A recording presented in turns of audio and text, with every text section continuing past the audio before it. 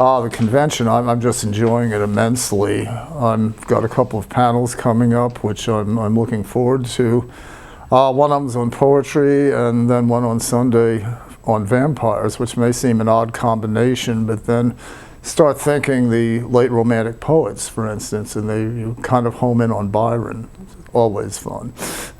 In general, I'm looking forward to, one thing that I like to do is to go into the dealer's room and start talking shop with a number of people. It's interesting, you get to know editors sort of over the internet, and then you've not really seen them in person yet. It's going to be a lot of fun. Talking shop, getting the buzz, kind of finding out what other people are doing, and it's one way to stretch my own creativity. I'm thinking the vampire panel is going to be fun. I've mentioned, in fact, on my own blog that it's odd that it's 10 o'clock Sunday morning, which doesn't seem quite the right time to be looking for vampires. They should be back in their coffins or not coming out for 18 hours or something like that. So I'm just thinking, it's not exactly early bird, but early bat vampire column.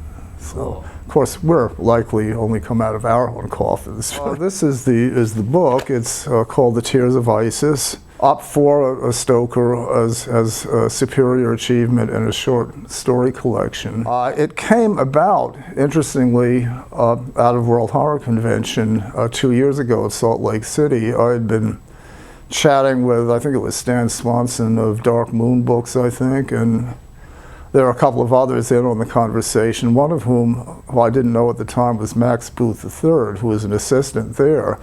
But then later that year, when he started up his own company, Perpetual Motion Machine Publishing, he emailed me and asked me if I'd like to be his first fiction collection.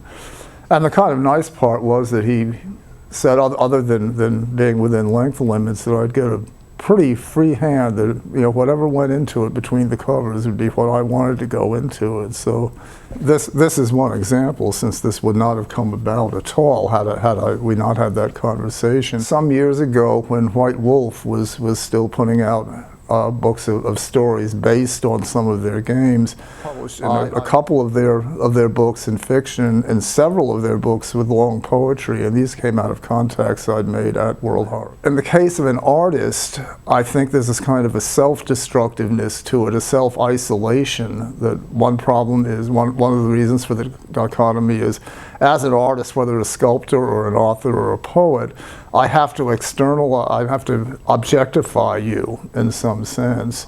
There's the danger of self-isolation, which can become alienation. And part of the great thing about a horror convention and about the Horror Writers Association, I'm thinking Horror Writers of America, which was originally Horror Writers Association, because we have international members, in general, is that you do communicate with the outside world. You communicate with your peers, and I mentioned you get new ideas, you get a lot of regeneration that way, so that ultimately it becomes sort of like a second family to you.